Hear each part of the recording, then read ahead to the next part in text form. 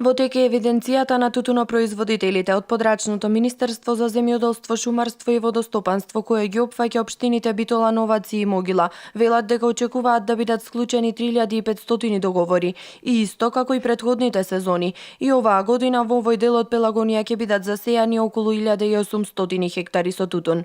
Секој земјоделец, секој земјоделски производител, тоа е секој тутун што мисли да сејува, мора да пријави кај нас површини да ги пријави и тоа мора да има имотен лист или договор за закуп. Значи тоа е новина и обавезно во системот за идентификација на земјишни парцели мора да се исцртаат тие парцели до 15 март, а договорите ќе се случуваат до 31 март. За оние производители кои првпат се пријавуваат и вршат упис во регистарот на земјоделци, потребна е и дополнителна документација. Мора да си имаат изјава на членовите од семејно земјоделско стопанство, имотен лист не постар од 6 месеци или договор за закуп заверен не постар од 6 месеци, изјава од одговорното правното лице, значи да се има тековна состојба, копие од лична карта, копие од трансакционална сметка.